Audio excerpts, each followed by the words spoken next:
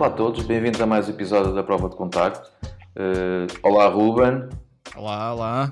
E também temos aqui um olá muito especial ao nosso convidado, que o Ruben já vai apresentar como é da praxe. Sempre. É sempre o mesmo, pá. É assim, Ruben. É a tua função neste podcast, é essa. Então vou passar a apresentar o nosso convidado desta semana. É o Eduardo Leal, nasceu no Porto, onde se formou em jornalismo e viveu até aos 23 anos, altura em que saiu do país para aprofundar o seu conhecimento na área da fotografia documental. Foi consultor da Fundação Arpad Abuson durante 5 anos, onde esteve responsável pela coleção Cuba in Revolution e integrou a equipa editorial do livro com o mesmo título. Os seus projetos e viagens levaram-no a mais de 40 países, documentou a Venezuela durante 8 anos e cobriu as eleições de Evo Morales, e mais recentemente concebeu a exposição À Exceção das Chalitas, com o intuito de inspirar outras mulheres. É professor visitante na Universidade de São José, em Macau, onde vive atualmente, mas não é bem assim, pois não, Eduardo? Olá, antes de tudo, obrigado pelo convite. Não é bem assim, porque neste mundo apareceu um bichinho chamado Covid. É verdade. E prendeu-me aqui de volta à Terra-mãe. E pronto, agora com isto acabei por, no fundo, estou em Portugal há coisa desde março do ano passado.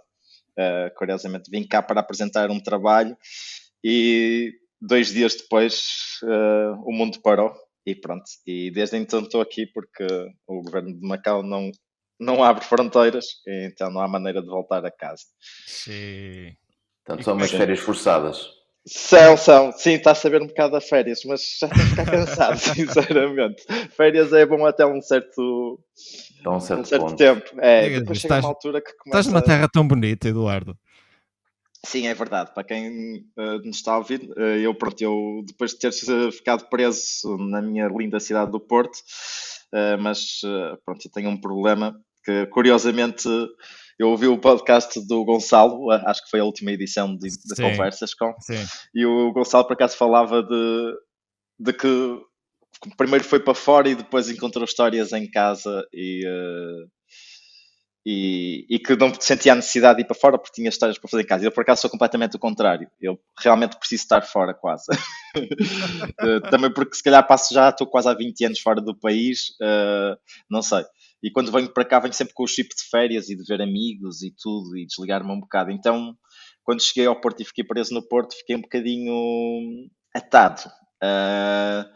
E sem ideias, não sei, porque vejo Portugal de uma maneira diferente, não sei, é o sítio onde eu venho para descansar e para estar com família e desligar, se calhar, um bocado às vezes da fotografia. Ok, tu já nem olhas para Portugal como um potencial sítio para novos projetos? Normalmente não, agora fui forçado e mesmo assim tive que, lá está, procurar longe de algo muito diferente e foi por isso que vim para o sítio onde estou neste momento, que é os Açores. Porque como não podia viajar e ainda ponderei ir para a Ásia, porque ao menos estava na zona onde estava a trabalhar na altura, não é? Estava perto de Macau, só que isto foi em junho, julho do ano passado, só quando comecei a pensar, bem, se o vírus piora ou se isto se torna insustentável noutros países, se calhar não é bom andar por aí a viajar, ainda por cima sem vacina, sem nada, e disse, pronto, isto é um risco muito grande, e se eu fico doente, estou num país que não tenho suporte, não tenho amigos, não tenho família, então disse, deixa-me ficar por aqui, mas pronto, tinha a necessidade de ir para algum lado que não conhecesse e que se calhar me despertasse um bocado a curiosidade, que é uma das coisas que me move muito. Como é que foi o teu período de quarentena? Como é que aguentaste? O que é que andaste a fazer? A pesquisar? Tentaste ler um pouco mais? Como é que foi lidar isso? Foi os primeiros... nós fizemos de março a maio, mais ou menos, não é? Sim, mais ou menos, sim. Eu por acaso tive ali num problema, porque tinha uma vontade de querer sair e fotografar, porque pronto, estava a acontecer algo muito, não é, surreal, podemos dizer até, e só que pronto, eu tenho um problema que a minha mãe tem problemas respiratórios, então eu estava em casa da minha mãe, então eu sentia logo, eu não posso arriscar a ir andar aí, a ir para hospitais ou andar nas ruas a fotografar, então foi um bocado aquela coisa tipo, está a acontecer algo, mas eu tenho que pensar em algo maior e não posso andar aí a fazer se calhar o que eu gostaria de ter feito se estivesse a viver sozinho, por exemplo.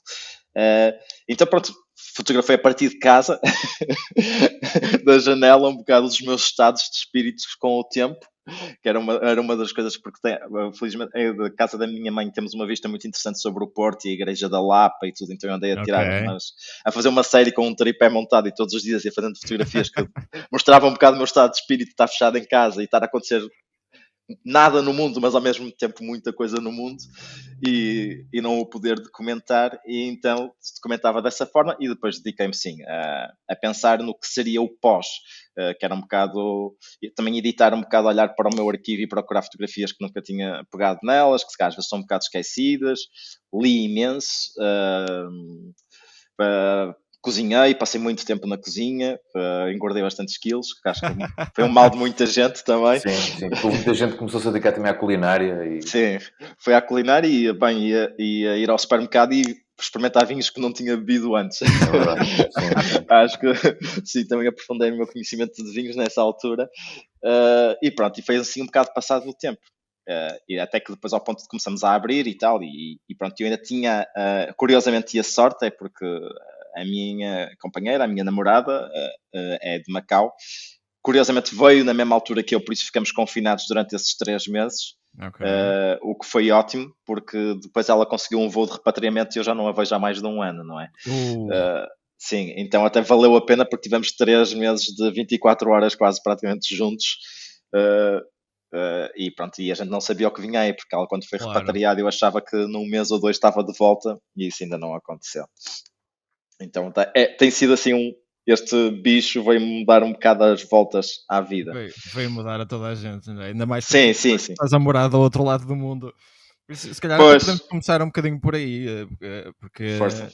a última vez que eu falei contigo, tu ainda estavas na Venezuela, mas de repente dei por ti e estavas em Macau. Então, o que é que te levou para Macau assim de repente? Foi alguma proposta de trabalho? Uh, bem, eu comecei a ir a Macau por trabalho, porque tornei-me, na altura, professor visitante na Universidade de São José, em Macau, onde ia dar aulas. E pronto, e eu na altura vivia na América do Sul, na Colômbia, e ia a Macau uma vez por ano dar estas aulas. E chegou, curiosamente, pronto, e houve um ano que cheguei lá que conheci a minha namorada. e, e quando voltei para a Colômbia, percebi que pronto, havia algo que estava-me a prender do outro lado do mundo e que não fazia sentido, e decidi mudar-me de armas e bagagens para a Ásia.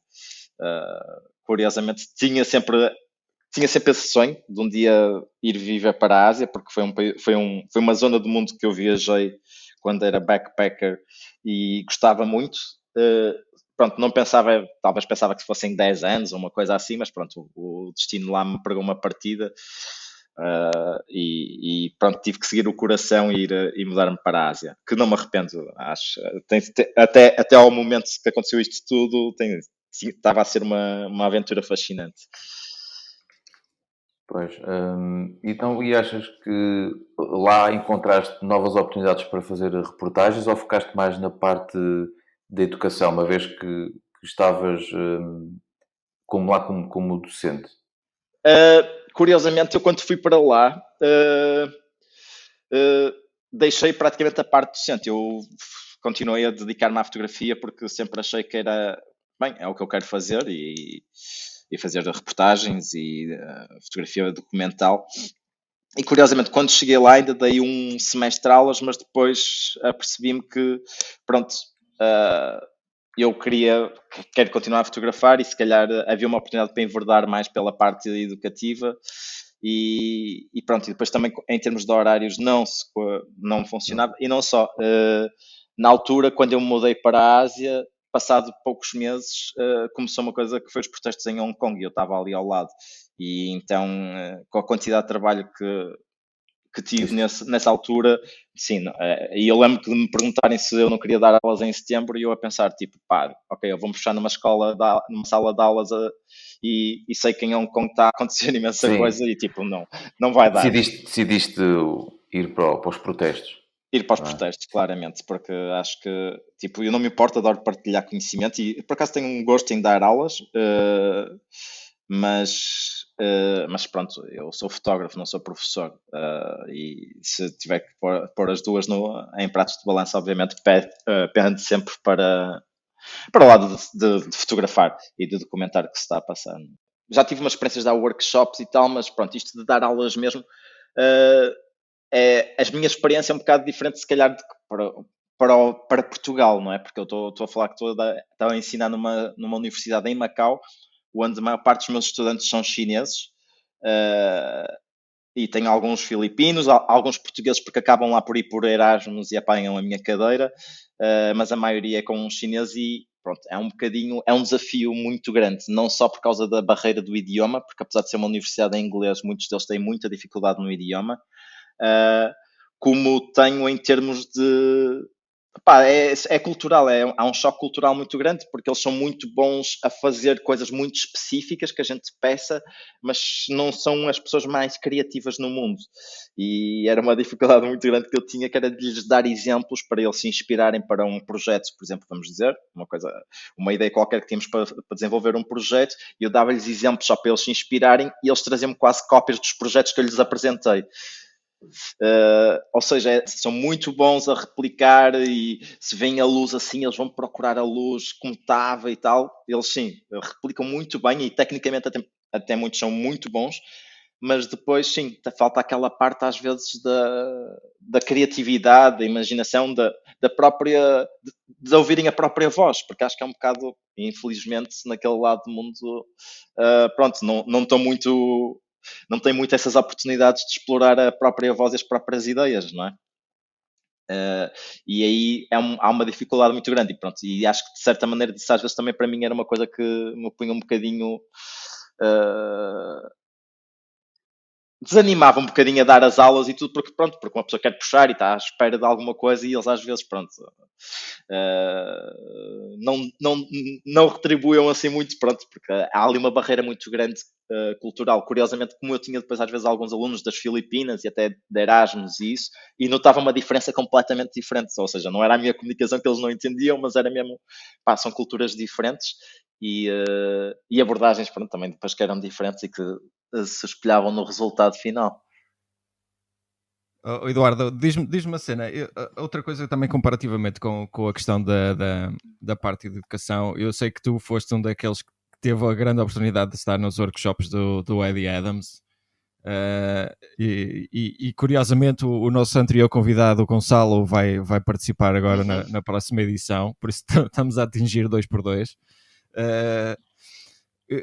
Conta-nos um pouco o que é que se passa lá, porque eu acho que nem muita gente tem conhecimento que existe aquele espaço e aqueles workshops, e eu vejo toda a gente que passa por lá acaba por dar um salto enorme. Eu sei que eu vi isso no teu trabalho.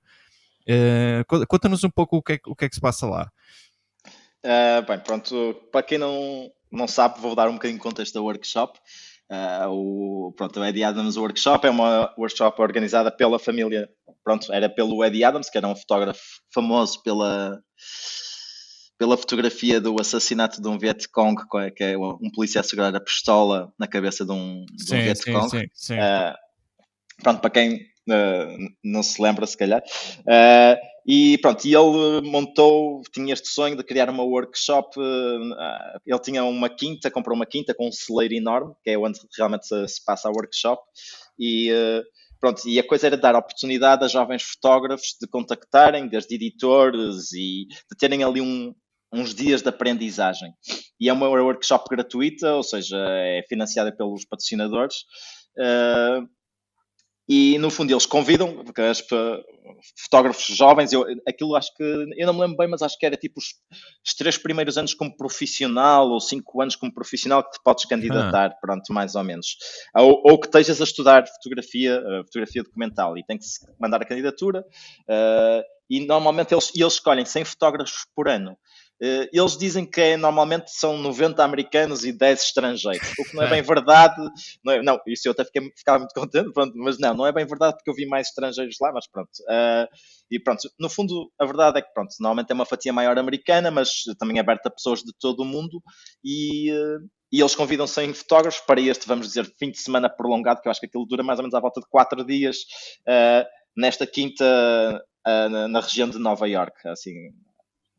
E durante esta workshop, pá, eu acho que foi das experiências mais incríveis que tive em termos de aprendizagem, e apesar de ter depois estudado, antes de ter estudado fotografia, ter feito um mestrado em fotografia, fotojornalismo, eu tive ali uma injeção de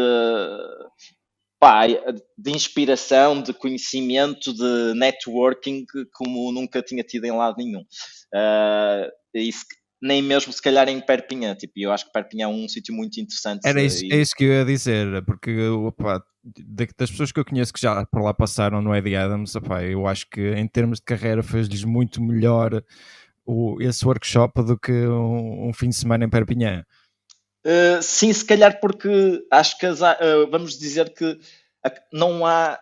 Eu acho que, pronto, eu já fui muitas vezes a Perpignan e gosto muito de ir ao festival, porque é um sítio principalmente para ver amigos, porque nós estamos um bocado espalhados pelo globo, vamos dizer assim, e é uma altura, uma semana que normalmente muita gente acaba por ir lá parar, e é bom para ver amigos e para fazer contactos, claro, e tentar mover trabalhos. Mas eu acho que principalmente sim, é muito bom e também para inspirar, ver futuras exposições e palestras, mas eu sempre gostei muito também pela razão de conhecer amigos. Mas há muita competição, eu acho. Há ali muito ego em Perpignan, porque tudo a lutar uns pelos outros, aquilo é quase uma chacina. Eu acho que é um bocado agressivo às vezes, porque é tudo a lutar. Eu percebo, porque nós como muitas indústrias, o fotojornalismo é muito competitivo, somos muitos cães a um osso, e já nem é um osso, não é? Porque hoje em dia, infelizmente, o mercado editorial é o que é.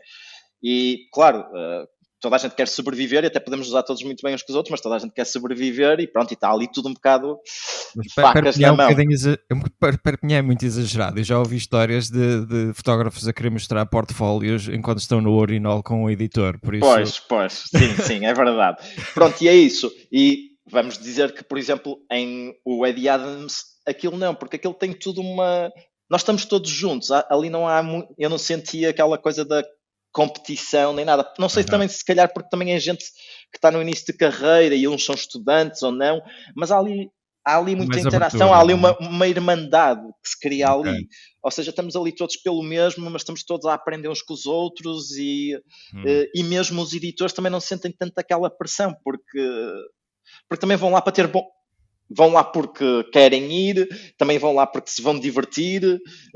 Claro que têm trabalho para fazer, porque aquilo depois, no fundo, aquilo são 100 fotógrafos escolhidos e fazem 10 equipas de 10 fotógrafos, não é?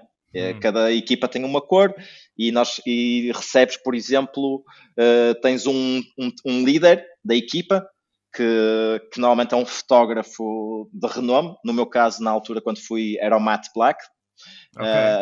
Foi o meu líder de equipa. Tens um editor na equipa, que normalmente é um editor, e eu tive uma editora do New York Times, que é Maura Foley. Ou seja, e eles criam estas equipas, e nós temos uma equipa, mas não é que estamos a competir com as outras equipas, não há ali nada de espírito de competição, é só acho que é mais por uma maneira organizacional da workshop.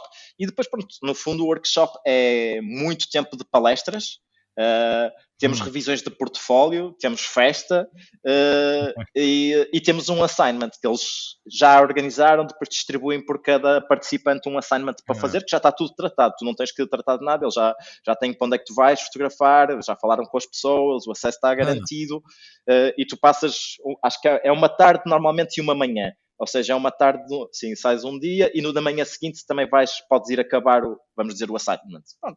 Não há muita grande pressão no assignment, mas é uma coisa também para verem para tu trabalhares com o editor e com o líder da equipa e dizer, pronto, e eles darem-te umas dicas e tal, no fundo, mas ao mesmo tempo eles revêem o teu portfólio e há vários editores, há uma noite, há pelo menos 2 noites de revisão de portfólio que estão muitos editores lá e eu vou ser muito sincero, fiz imensos contactos lá e ainda hoje tenho clientes que vêm do Eddie Adams,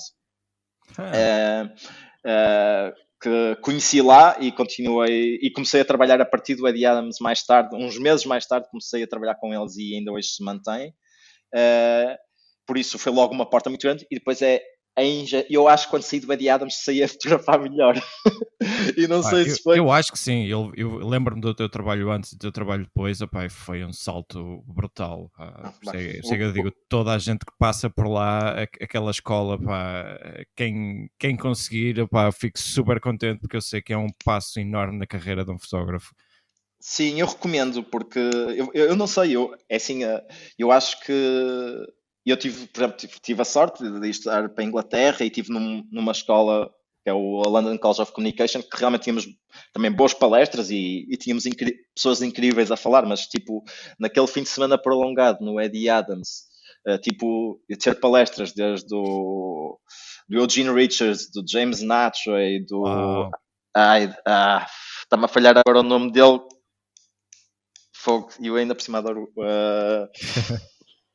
do David Guterfeld, por exemplo, Ok. e agora do Burlo Lack, ou seja, aquilo era uma constelação quase, vamos dizer, de estrelas, que eu não acho que haja estrelas no fotojornalismo, mas pronto, de pessoas que realmente os trabalhos são incríveis e estamos ali 4 dias a levar uma injeção de fotografia ao mais alto nível, que é impossível uma pessoa ficar indiferente. E pronto, depois aquilo é muito intenso, nestes 4 dias eu acho que dormi 10 horas. Não se dorme. Toda a gente, quando até vi o Gonçalo, que ele, quando disse que tinha entrado, eu dei-lhe os parabéns e a única coisa que lhe disse, o conselho foi, pá, dorme antes de ires. Dorme o suficiente. Já é uma boa dica, é uma boa dica. Dorme o suficiente, porque lá é coisa que não vais fazer, é dormir. Primeiro porque andas numa adrenalina incrível, Louca, não é? não é? Porque estás metido num mundo de ver pessoas que não é, que te inspiram e depois é uma oportunidade incrível, por isso não queres perder nada, então não se dorme, não é? E é muito curioso que eles estão sempre, quando estão a dar as palestras, estão sempre a pôr nas mesas montes de doces, que é para nos dar energia, porque eles sabem que o pessoal está todo de rastros. Sim, está, toda a gente chega então no último dia, mas pronto, depois é que, porque aquilo tem, tu no dia, durante o dia, andas nas palestras, a fotografar, e depois acabas por, à noite, mais palestras, e depois tens revisões de portfólio. Lembro-me eu tive numa noite, eram 4 da manhã e ainda andava a mostrar portfólio. O quê? Sim, e no dia seguinte às 6h30 tinha que estar em casa da família, que era parte do meu assignment. Ou seja, era assim, tipo. Mas pronto, mas valeu completamente a pena, tipo, e se não tivesse que dormir, não se dormia, porque depois também acabas por ir para o bar do hotel onde ficas.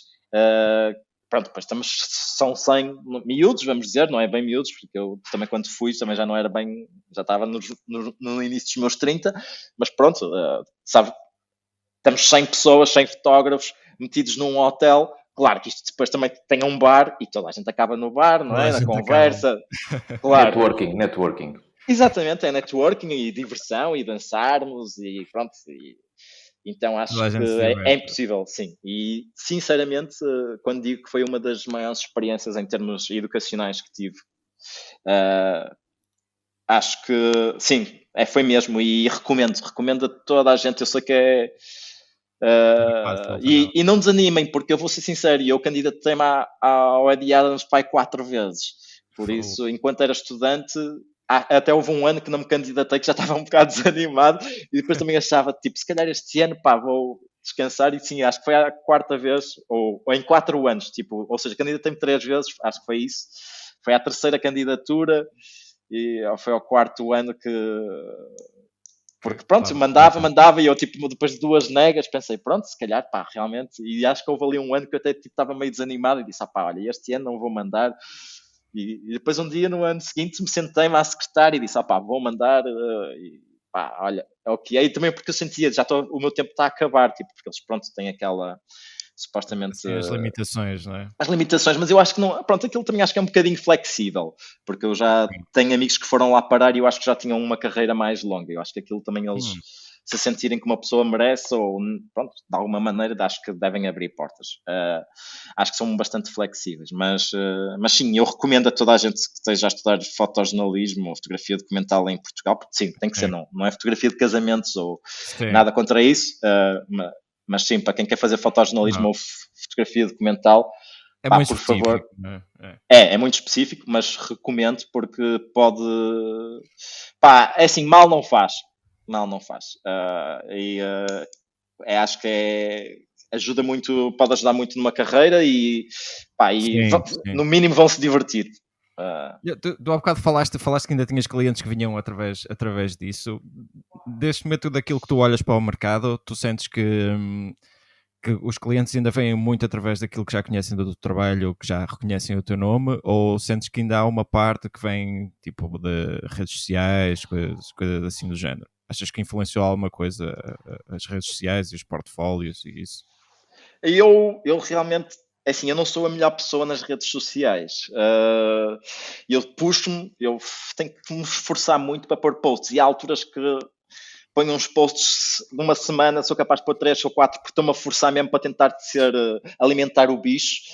E eu uso muita palavra esta do bicho, mas é verdade, eu acho que Sim, aquilo é verdade. é um monstro e eu tenho que quase me forçar. Por isso eu não acho que receba muitos assignments pelas redes sociais porque eu acho que sou um bocadinho Ok. mau comunicador desse lado. Eu puxo, eu tento-me puxar e pá, anda lá, Eduardo, faz e tento, às vezes penso nessas coisas, que às vezes até penso demasiado. Não, eu fiz-te a pergunta porque já não é o primeiro fotógrafo que a gente encontra que diz que passou a usar o Instagram ou o Facebook como portfólio e que recebe até bastantes clientes, ou até os clientes encontram o trabalho dele via redes sociais e as coisas já não estão a ser tão como era antes, opá, através de receber os portfólios, de analisar o trabalho, de pesquisar, ou através de troca de e-mails e propostas de trabalhos. Parece-me que as coisas deram aqui uma certa volta. E eu também queria ter esse feedback de ti, o que é que tu sentiste, se as coisas continuaram como eram, ou se realmente as redes sociais vieram mudar alguma coisa nesse aspecto. Não, no meu caso posso dizer que não. Lá está, porque estava a dizer que se calhar não sou a pessoa mais ativa. Ok. E depois, sim, eu ainda acho que muitos dos clientes que tenho, pronto, foi através de conhecer em Perpignan, no Eddie Adams, por exemplo, e depois de ir bater à porta, de aproveitar uma viagem. E pronto, por exemplo, e vou falar do caso mais recente, que foi quando me mudei para Macau, não é? Eu trabalhei na América do Sul bastantes anos e quando me mudei para a Ásia, eu cheguei não é, mudei-me de continente Claro. sem ligações nenhumas. E pronto, e custou muito no início porque era difícil receber propostas para a América do Sul e estava eu na Ásia e ter que explicar aos clientes que tinha que estava neste momento, olha, mudei-me para a Ásia e alguns o que é que estás aí a fazer e tal.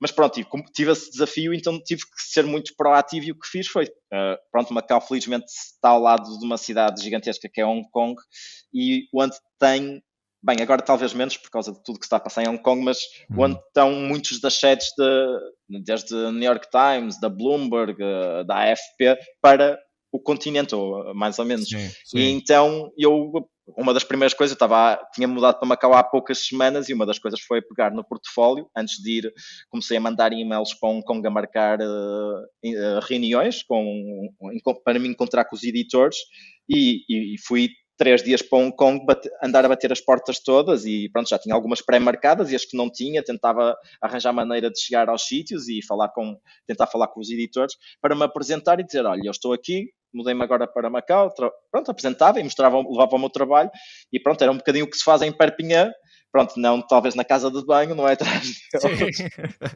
mas pronto. Condições mais normais, não é? Sim, em condições mais normais, mas tentei e por acaso toda a gente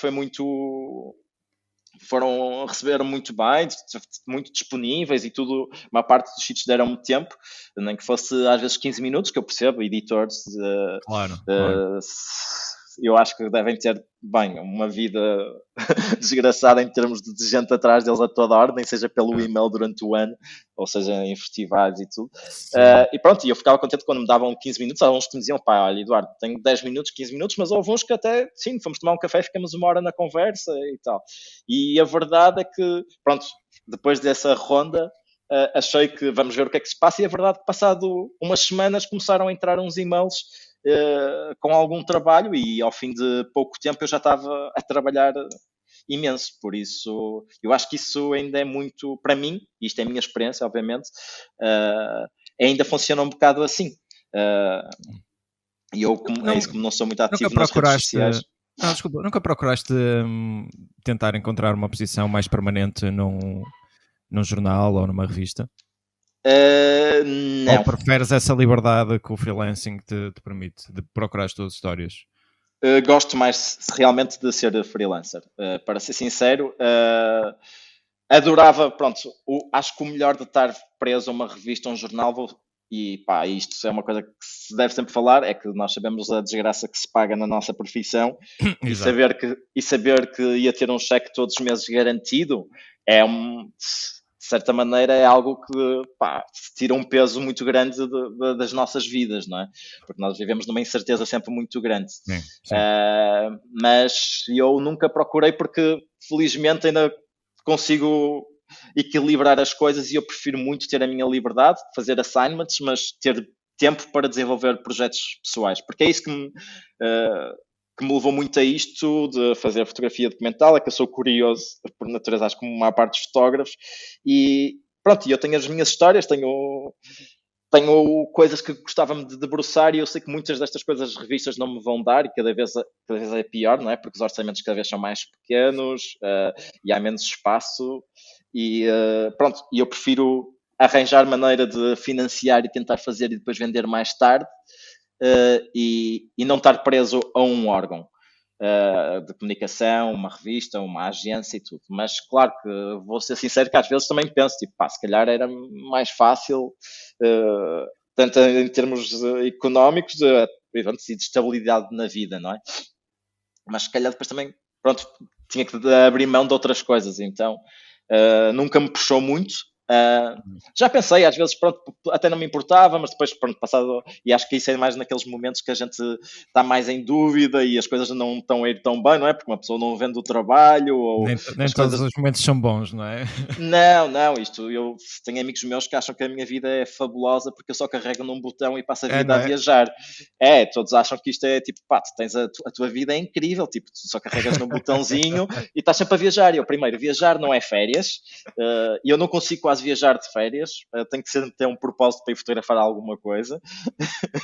e, e depois, pronto, é isso. E depois uma pessoa está. Eu não saio do meu trabalho das 9 às 5 e deixo de pensar no meu trabalho, não é? Sim. Isto é todas as horas, desde que me deito a levantar, estou a pensar em fotografia, em projetos e como é que vou fazer isto e tenho que ligar a esta pessoa e tenho que fazer isto e tenho que mandar este portfólio para não sei onde e tenho que chatear este editor e estes gajos que não me pagam e como eu digo muitas vezes, eu não sou só fotógrafo, é a minha empresa, Eduardo Leal, e eu sou o fotógrafo, a faxineira, o contabilista, pronto, Tudo em um. tudo.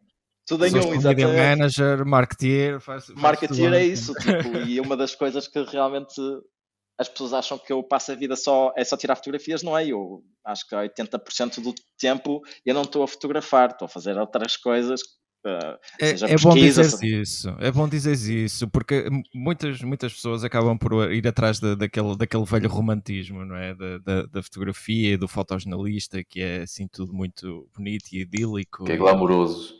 não é? Sim,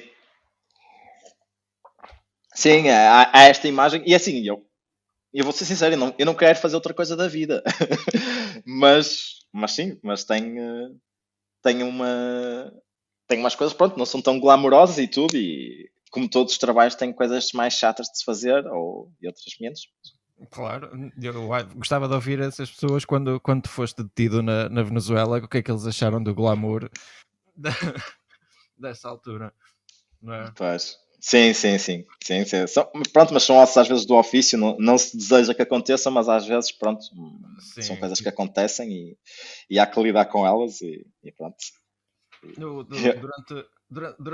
Durante este tempo todo, tu tens sentido que a própria profissão tem estado mais perigosa, de alguma forma? As pessoas estão mais conscientes da imagem?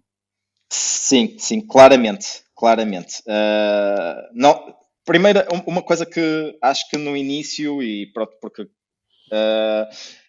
e que se nota agora, e isto com as redes, e vamos voltar a esta coisa, estes bichos que estão sempre presentes hoje em dia nas nossas vidas, que Sim. são as redes sociais, mas eu acho que antes das redes sociais, uma pessoa fotografava e acho que as pessoas, e isto também começou com um bocado com a revolução digital e das pessoas terem mais acesso a máquinas, e eu não tenho nada contra isso. Viva a democracia e acho que todos temos direito, mas a verdade é que as pessoas começaram a ficar mais conscientes da imagem e com as redes sociais ainda muito mais. E antigamente ninguém me perguntava, se calhar eu estava a fotografar, ninguém me perguntava para onde é que isto vai. Sim. O que é que vais fazer com isto? E hoje em dia, claramente, isso acontece. As pessoas são mais conscientes, têm mais receios às vezes, São mais desconfiadas, não é? muito mais desconfiadas. Tipo, ainda ontem, estou a fazer aqui uma parte de um projeto que estou a fazer, eu estava a fotografar e um senhor veio logo ter comigo e disse: mas para que é que isto é? E para onde é que isto vai parar? E eu tive que lhe explicar, estou a fazer um trabalho, realmente não era, ele, pronto, fazia um bocadinho parte da ação, mas não era, a história nunca seria sobre ele, eu estava a seguir outra pessoa, mas pronto, ele fazia parte ali naquele momento, mas eu tive-lhe a explicar com calma, tipo, olha, estou a fazer um trabalho sobre isto e estou a seguir a esta pessoa, estou um bocado a contar a história dele, pronto, ia lá, pronto, está bem, não sei o quê, pronto, lá percebeu, e era uma pessoa que nem, não me parece que seja muito ligada às redes sociais e tudo, mas pronto, mas já tem aquela noção de que, pá, isto pode ir parar a algum lado e eu não sei o que é que ele vai fazer com as minhas fotografias, tipo. E até ao início foi curioso que ele escondia um bocado a cara e eu até tentava, quando as pessoas não querem ser fotografadas, obviamente é uma coisa, não as fotografo, ou pronto, tentava fugir dele um bocado, mas depois, pronto, ele também relaxou e eu também percebi que ele depois já estava um bocado à vontade e percebia mesmo que eu não estava ali para fotografá-lo, mas era mais, e ele aí também relaxou e depois chegou uma altura que já nem ligava e eu estava ali, já era, pronto, já estava à vontade para fotografar e sem problemas. Mas é verdade, há essa noção das pessoas e torna-se muito mais difícil às vezes fotografar, ao ponto de, mesmo em sítios públicos, eu lembro uma vez estava em Londres e estava a fotografar uma cena e nem tinha reparado, estava uma pessoa dentro de uma cabine telefónica e o gajo abre a cabine telefónica, não tinha, porque a cabine telefónica, vamos dizer, no contexto da fotografia, era um detalhe pequeno ali que estava... Sim. E de repente abrem a porta, daí começam a insultar-me porque não podes tirar a fotografia, não sei o quê, isto é a minha privacidade. E eu tipo, ei pá, fogo, meu, tipo, primeiro estamos num lugar público e eu nem tinha reparado que havia uma pessoa dentro da cabine telefónica. Mas ele estava muito incomodado, não sei, se calhar ele é que estava a fazer alguma coisa errada ao telefone. Pois, se calhar era mais isso, não é? E, tipo, sim, se calhar ficou estava receoso por ele. por ele, sim, porque achei um bocado, mas eu fiquei assim, tipo, pá, realmente as pessoas hoje em dia já têm mais consciência, pronto, isso às vezes dificulta um bocado, não é? Em termos de segurança, tomas algum tipo de cuidados quando vais assim para locais um bocadinho mais perigosos, quando sabes que tens assim um trabalho mais arriscado, tomas assim algumas precauções antes de ir? Sim. No local? Sim, pronto, vamos... eu acho que o sítio mais complicado que tive de trabalho foi a Venezuela, sem dúvida. E era um sítio tipo... As precauções que são uma coisa raramente fotografar sozinho, principalmente sítios onde as coisas podem azedar e tornar-se violentas muito rapidamente. E na Venezuela vai do 8 ao 80 muito rápido. Okay. Então uma coisa que eu aprendi muito cedo lá foi tipo, pá, não andes sozinho nestas alturas, tenta andar sempre com outros fotógrafos e toda a gente tem um bocado essa noção, os fotógrafos protegemos uns outros porque somos um alvo, até porque nem que não seja, não é porque estamos a fazer se calhar imagens que não sejam parte do que eles queiram mostrar ou que não querem mostrar o que estás a fotografar, mas é um bocado às vezes pelo valor do equipamento que tu tens em mãos. E uma das experiências que tive na Venezuela eu fui roubado pela polícia. Ou seja, eles levaram-me à câmara. Foi a única vez que fiquei sem câmara e foi por forças policiais, não é? Pronto. Deixa ser um bocado irónico. Exatamente. Então é logo esta questão de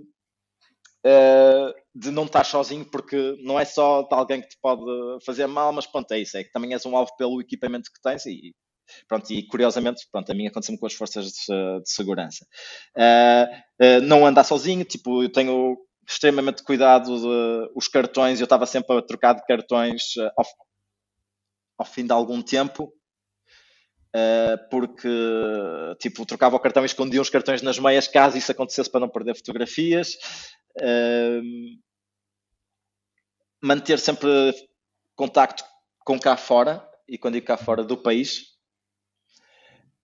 porque ao final do dia tinha combinado com o meu irmão pelo menos mandar-lhe um emoji ou a dizer se está tudo bem ou assim para perceberem que eu estava bem, porque se acontecesse alguma coisa, como já tinha tido uma má experiência, se eu não der tipo notícia dentro das próximas 24 horas para começarem a ligar para a embaixada ou algo do género, porque alguma coisa deve ter acontecido, pronto, era mais ou menos isso, e depois claro, as precauções de equipamentos e disso tudo. mas acho que uma das coisas era sempre não fotografar sozinho, era a minha primeira preocupação. E nesses casos, costumas recorrer a algum fixer, quando vais a sítios que não conheces tão bem, ou por questões até mesmo linguísticas? Uh, sim, com a barreira linguística nunca tive esse problema porque a maior parte do tempo sempre trabalhei na América Latina, principalmente na América do Sul, e felizmente como falava os idiomas, pronto, é a nossa sorte sermos portugueses, não é?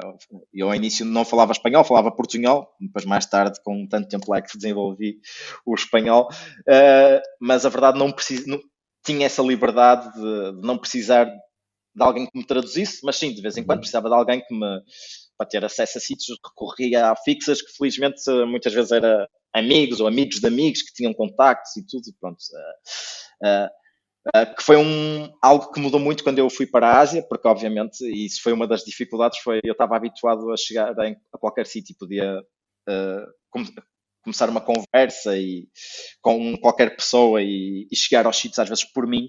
Quando cheguei à Ásia percebi que não era assim, não é? E ainda por cima, se vou para a Índia, para a Tailândia, ao Vietnã, ao Myanmar, que seja, tipo, eu não falo os idiomas e cada país tem o seu idioma e eu não falo, então aí tenho que recorrer sempre a um fixer para falar com as pessoas, principalmente para entrevistas, não é? Porque se for só aquele falar de comer, disso tudo, daquelas coisas do dia a dia, uma pessoa desenrasca-se. Agora, quando depois queres realmente entrevistar uma pessoa ou chegar a algum sítio, se calhar sim precisas de um fixer. E aí tens que recorrer. Mas sinto isso muito mais, curiosamente, na Ásia, porque sinto-me um bocado limitado, não é? Sim, a barreira linguística aí torna-se também mais evidente. Muito, muito. E depois e é curioso que eu falo com colegas meus que já estavam lá ou que trabalham noutras partes do mundo e depois também, sim, sentimos a mesma frustração que era curioso. Eu estava-lhes a contar, pá, ainda há pouco tempo estava com um rapaz, estava-me a ajudar, que era o meu tradutor, tipo o meu fixer de tradutor, e eu estava a fazer uma entrevista e a pessoa falava tipo 5 minutos e ele dava-me uma resposta de 15 segundos. E eu ficava a olhar. Era um resumo. Era o resumo exato, só que é aquela coisa tipo, pá, e eu tipo, e depois uma pessoa fica um bocado frustrado, não é? Porque, espera lá, ele até pode achar que está a fazer um grande trabalho, mas eu se calhar naquelas pequenas palavras que estou a perder ali naqueles 5 minutos, pequenas palavras que podem ter muito significado às vezes para a história ou para criar uma nova pergunta, não é? E pronto, e lá está, se eu falasse o idioma eu não tinha este problema, não é? Mas infelizmente não sou um super poliglota, então pronto, uma pessoa tem que cozinhar com os ingredientes que tem, não é? Mas há aí uma pequena frustração, vamos dizer assim, de ter que lidar pronto, com essa pouca falta de comunicação, não é? E uma vez que tinhas dito que preferias manter um bocado a tua individualidade, a tua independência, não é? Mais como freelancer, isso também te obriga a que estejas constantemente a par do que está a passar à tua volta para procurares então essas possíveis notícias que depois podem histórias que possas depois vender. Sim, sim. Eu tenho o hábito de ter uma lista que está sempre a crescer de ideias, de histórias, do que é que acho que nós fotógrafos acabamos sempre por ter uns interesses, não é? Eu ao início acho que era um bocado, isto é fixe, vou fotografar isto, isto, pronto. Histórias que achava pronto, que me interessavam, mas agora se calhar estou mais focado em algumas coisas, que talvez o ambiente, mulheres na sociedade é uma coisa que por acaso tenho feito alguns trabalhos sobre isso e tenho outros em desenvolvimento e que começou-me a interessar bastante. Não sei, começamos a ter alguns temas e eu acho que todos os fotógrafos têm um bocado isso, fotojornalistas, fotógrafos documental, que começam não é, a ter tendência mais para retratar um tipo de problemas ou umas temáticas. E eu antes as minhas listas eram maiores, eram muito diversificadas e agora começam-se a ficar mais se calhar neste tipo de temas, ou com questões sociais, mas questões sociais podem envolver muita coisa. Mas sim, estou sempre a aumentar esta lista, a ver jornais, revistas.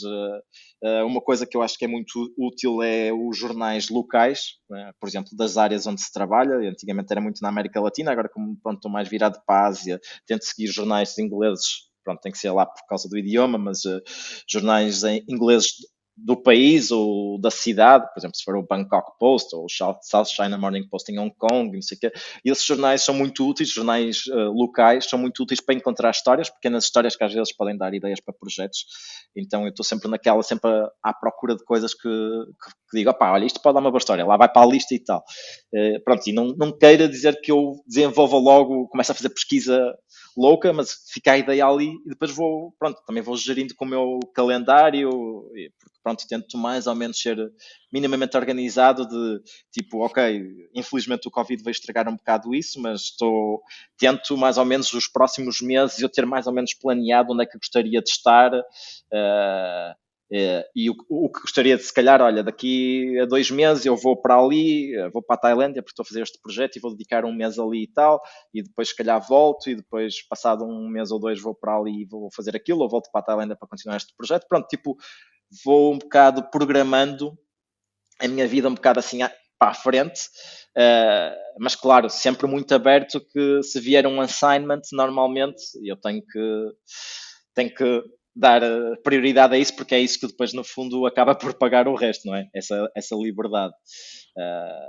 Mas pronto, eu sinceramente gostava muito de estar mais livre de assignments, não depender tanto e dedicar muito mais ao longo prazo, a projetos de longo prazo, mas pronto, enquanto não dá para ser completamente só fazer projetos a longo prazo, fazer assignments, e também gosto porque há histórias muito interessantes, mas pronto, depois às vezes também há umas histórias mais chatas que uma pessoa não tem tanto interesse e faz porque pronto, porque é trabalho, mas sim, é a gerir um bocadinho assim e procurar histórias, sempre a procurar histórias, e é isso, a lista que continua a crescer, e depois gerir mais ou menos, pronto, às vezes até porque tenho uma história num sítio e acabo por ir a esse país, e se calhar deixa-me fazer uma pesquisa enquanto estou lá, ou falar com alguém e começar a, a trabalhar nessa história, ou fazer trabalhos, muitas vezes acontece, de ir, por exemplo, eu fui para a Tailândia para fazer um projeto de longo prazo que estou a trabalhar, e como sei que não vou desenvolver o projeto muito rapidamente, isto se calhar até para os primeiros contactos, a ver como é que aquilo apalpar terreno, e levo se calhar desta pesquisa já tenho algumas histórias pequenas que possa fazer enquanto estou lá a trabalhar no projeto maior, ou seja, vou, imagina, um mês para um sítio e sei que nesse mês se calhar começo a desenvolver lentamente um projeto que vai-me demorar imenso tempo, mas nesse tempo também se calhar posso até fotografar um projeto que consiga fazer ou um trabalho que consiga fazer em 5 dias, 10 dias, ou numas tardes, que não são histórias, não são projetos incríveis e tudo, não é aquele trabalho de uma vida, vamos dizer assim, mas são histórias que me interessam e que, pronto, e às vezes que são muito mais fáceis de mover para jornais, revistas, não é? E pronto, e que, nem que seja, às vezes ajudam a pagar a viagem. E em nível de, tu estavas a falar aqui da parte da pesquisa, tens alguma metodologia que costumas seguir? Adaptas um bocado o teu modo de pesquisa consoante as ideias que tens? Ou tens ali um tipo, o teu workflow de pesquisa e tudo, é sempre o mesmo, a mesma base? Depende, quer dizer, hoje em dia a nossa pesquisa é quase tudo, a primeira coisa é a internet, não é? Claro. Acho que hoje em dia somos uns sortudos porque uma pessoa não precisa de levantar o rabo da cadeira para, para fazer quase tudo, e desde o Google e tudo. Eu tenho uma dica, para mim é muito útil, que é uma semi-pesquisa que, para quem não sabe, o Google tem uma coisa muito útil que se chama Google Alerts,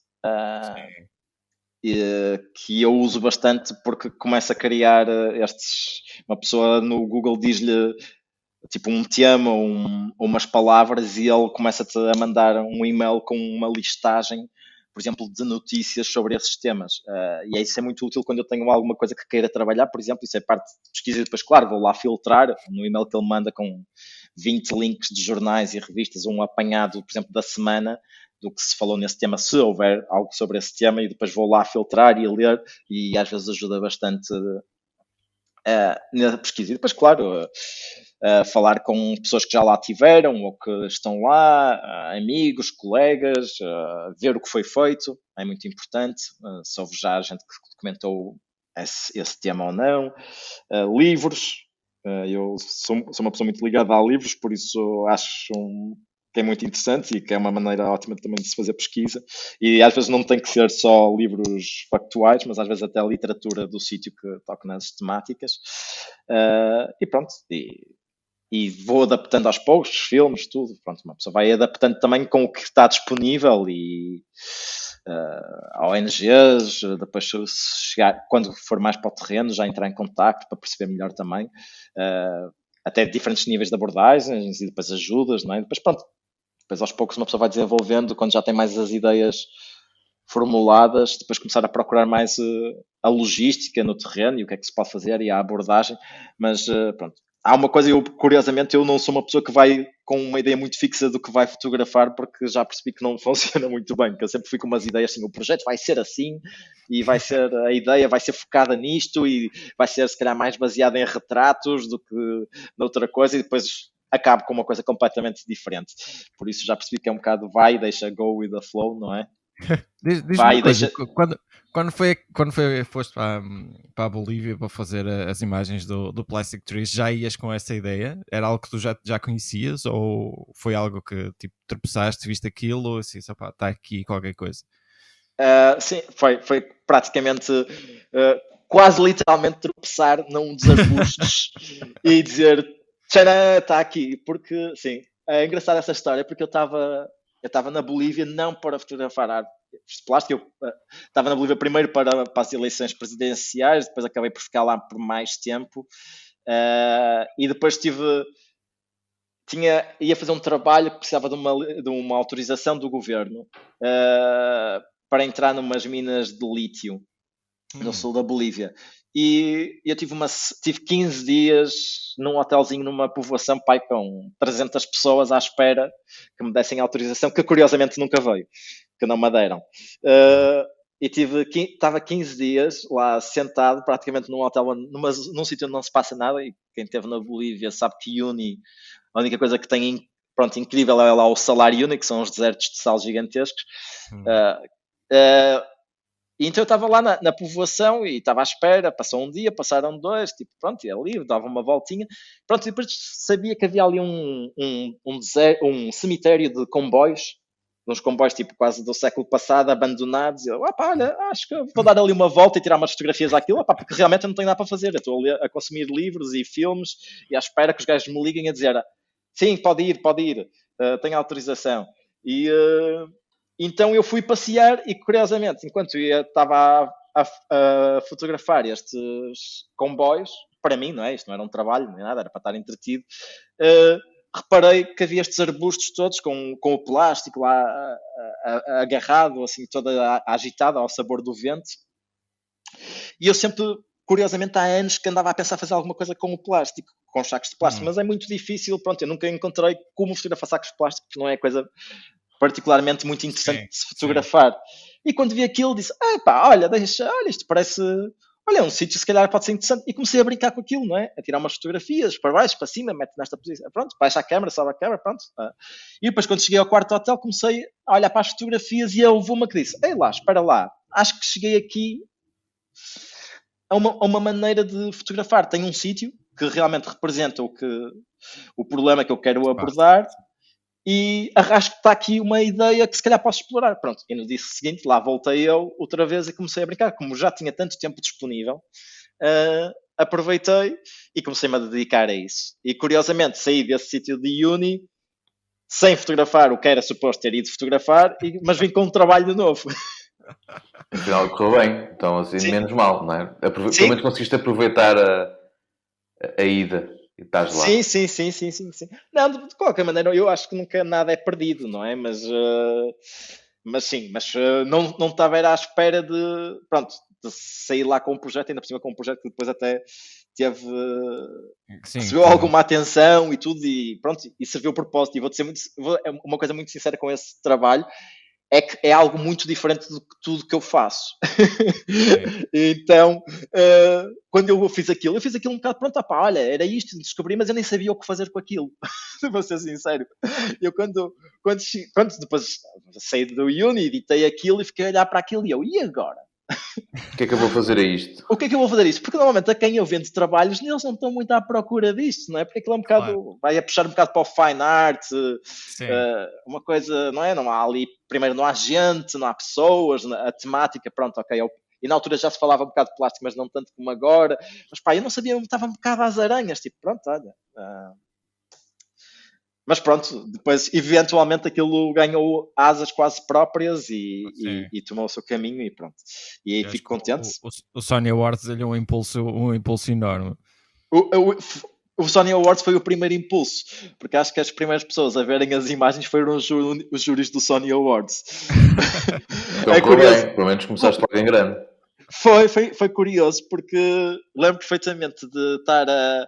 Quando estava a mandar trabalhos para o Sony Awards, quando era lá a altura das candidaturas, e de repente vi aquilo era um. Às vezes faltam as palavras, apesar de já estar há muito tempo em Portugal. Na categoria. Exatamente, obrigado. A categoria que tinha lá era a categoria, eu acho que era de campanha, que era coisas que podiam funcionar como uma campanha, não é? Isso foi em 2015, não é? Salvo erro, sim. 2014, 2015, sim. Ok. E eu não estava a pensar de maneira nenhuma, eu nem sabia o que fazer com aquilo. E estava a mandar outros trabalhos e de repente vejo campanha. E eu, olha, se calhar isto até podia se adequar ao tema. Olha, vou mandar.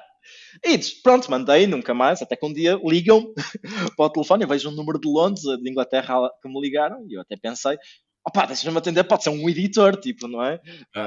Ou um trabalho, ou alguém que eu conheça, não tenho o número, porque eu vivi muitos anos em Inglaterra, e pronto, depois tive a boa notícia e fiquei todo contente, obviamente, e pronto, e a partir daí, acho que é o que eu digo, o projeto deu um bocado asas próprias e começou a voar, até porque é isso, eu não sabia como mover esse trabalho, não é?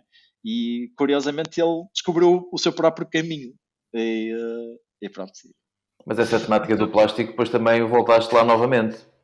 Depois voltei, sim, porque depois também comecei a querer explorar mais e gostava de explorar mais. Às vezes é um bocado, se calhar, é encontrar a maneira de comunicar, mas é algo que quero. Tenho algumas ideias, mas também deixo um bocado. Eu acredito muito no universo e no destino, e às vezes sou um bocado. Deixa andar, isto irá aparecer alguma coisa que realmente. Um bocado como tropecei nas árvores de plástico, acredito que depois algum dia vou encontrar uma coisa que represente um bocado isso e deixar-me um bocado levar pelas coisas. Eu vou muito pela intuição. E pelas oportunidades que aparecem ou não. Mas fizeste sobre o mar também, agora, sobre o impacto do plástico no mar, fizeste aquelas de imagens. Estás a pensar agora numa série que vai trabalhar com todos os elementos, é isso? Mais ou menos gostava sim, de fazer séries a abordar diferente do plástico em problemáticas diferentes, mas curiosamente a do mar, apesar de quando acabei uma e depois falava-se muito da quantidade de plástico que há no mar, das ilhas de plástico que andam no Pacífico, a quantidade de peixes que agora nós vamos ingerir e já vem com microplásticos e tudo. E curiosamente eu gostava de fazer alguma coisa sobre o mar. E mais uma vez tropecei em algo, num sítio, porque e isto foi na Colômbia, e também porque estava a fazer outro trabalho e estava a passear, estava a andar numas praias onde praticamente não vive ninguém, que isto é no norte da Colômbia, quase na fronteira com o Panamá, e comecei a andar numas praias que as praias literalmente eram plástico, não se via a areia. Era areia de cores, pronto. E então depois, lá está, mais ou menos um bocado como fiz com as árvores de plástico, foi começar, ok, tenho aqui praticamente o material, agora tenho que arranjar uma maneira de documentar isto. E depois começar a procura da maneira que consiga traduzir visualmente o que eu estou a pensar sobre o problema. E há uma coisa que eu gosto de ressalvar, é que as pessoas, mas por exemplo as árvores de plástico ou estas do mar, mas tu montaste isto como é que é? Eu digo, não, porque pronto, como venho do fotojornalismo, não é? E da fotografia documental, onde nós temos a coisa que não podemos manipular nada. Exato.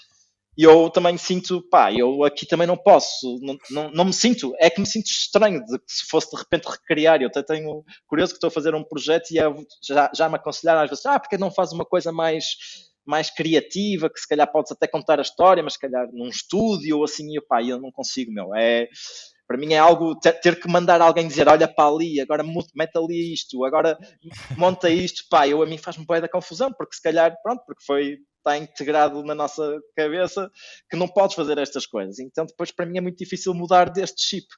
E nestes projetos também foi um bocado isso. Eu quando encontrei, por exemplo, lá as árvores de plástico, que eram uns arbustos pequenos, eu não fiz nada além de escavar um buraco para enterrar a câmara, que era para ganhar perspectiva, porque a maior parte destes arbustos são do tamanho de uma mão.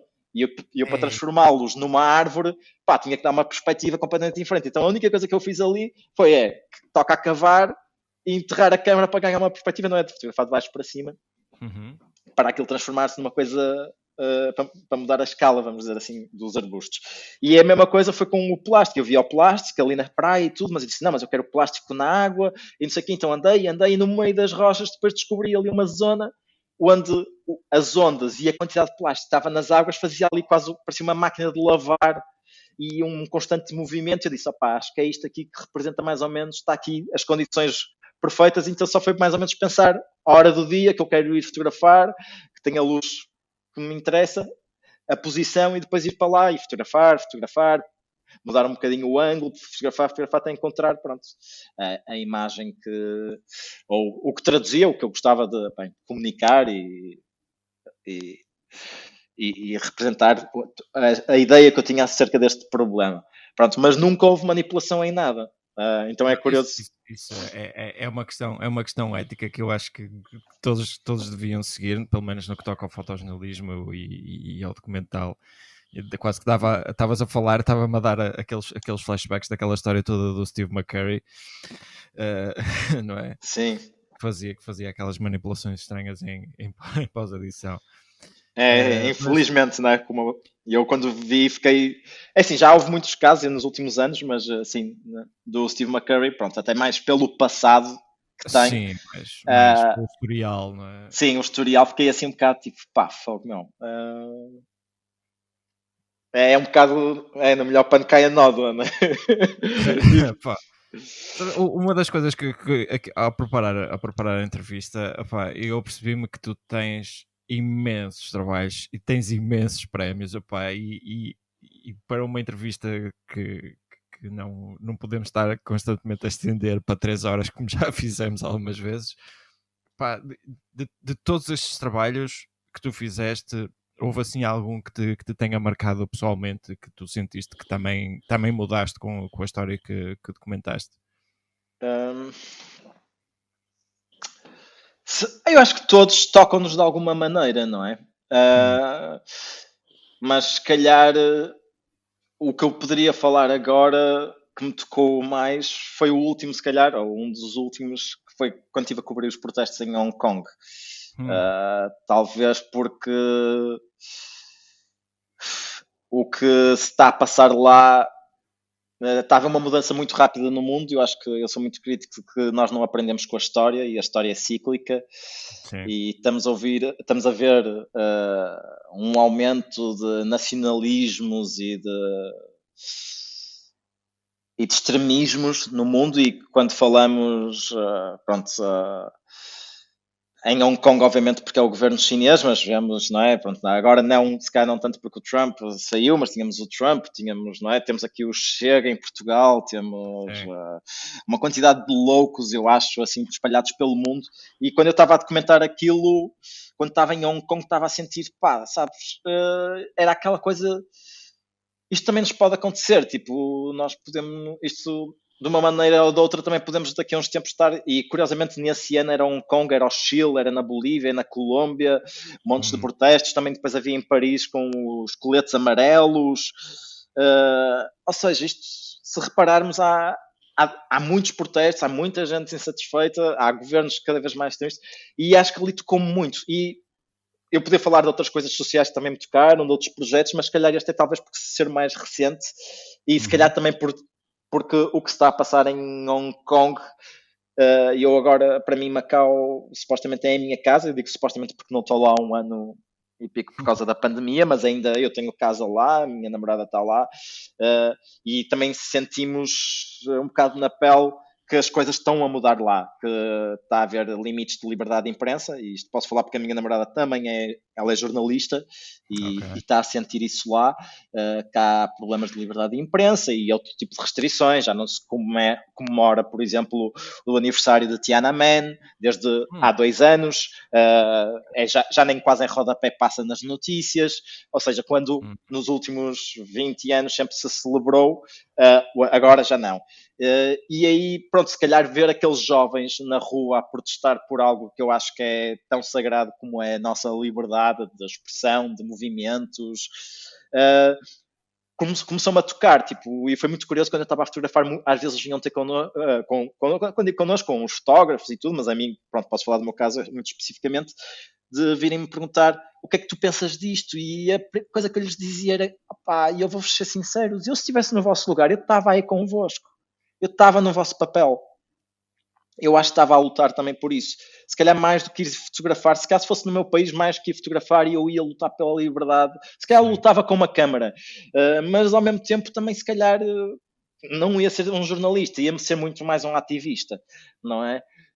Porque sinto que tomo como algo tão sagrado e que vejo, infelizmente, a desmoronar-se um bocado à volta do mundo. E pronto, então se calhar tocou muito, se calhar porque já vi isso em outros países, mas depois ali, lá está, porque tocava o que se passa em Hong Kong toca um bocado em Macau, e depois também talvez por vamos ver, dilapidar aos poucos das liberdades à volta do mundo, e o Covid infelizmente acho que vem a exacerbar um bocado isso. Pronto, se calhar é a história que mais me tocou. Serviu um bocadinho de desculpa para começar a fazer outro tipo de controlos, o Covid? É assim, eu não quero que esta entrevista, agora esta parte, comece a soar tipo anti-vacina, nem coisa nada, que eu não sou nada disso. Eu sou muito a favor da vacina e andei a implorar até poder tomar. Mas sim, é um bocadinho, vamos pensar, curiosamente que faz agora 20 anos, o que era o mundo pré-11 de setembro e o pós-11 de setembro. E a verdade é que eu não vou... Há coisas que começam a deixar das restrições, até nem que seja porque eu acho, e depois isto também posso ser dado um bocadinho a estas teorias, mas pronto, não é? Tipo, porque é que temos que andar agora a comprar sempre coisas minúsculas, shampoos minúsculos para levar no avião, ou porque isto também interessa a uma indústria e tal. Pronto, e eu acho que isto são liberdades pequenas, mas pronto, porque é que temos que fazer montes de coisas para ir no avião que antigamente não se tinha, e também não quer dizer que nos toca a todos, e pronto, acho que há outro tipo de restrições que sim, que começaram a surgir nessa altura e que não voltaram atrás, a verdade, e se calhar esse problema já não se põe, ou não se põe tanto, mas a verdade é que não voltaram atrás, e eu acho que há muitas coisas se calhar que vamos ter que se calhar não vão voltar atrás, e umas acho muito, se calhar até acho bem, e outras não concordo tanto. E quando digo acho bem... É um remover lento de liberdades em troca, se calhar, de uma segurança ou de uma falsa segurança, não é? Sim, é uma falsa segurança. Eu acho que a maior parte das coisas é surreal, mas pronto. Há umas que vamos ter que aceitar, porque não há maneira de lutar contra elas, e pronto, e outras não. Mas se calhar, pronto, e isto para não... Já estamos, acho que se calhar fugir muito ao tema. Ainda que estamos a falar de saúde pública ou assim. Mas... Aqui já fomos às vezes parar a banda desenhada, por isso okay, nós temos tudo muito em aberto. Por isso sim, aqui é tranquilo. Go with the flow, não há aqui nenhum guião pré-definido.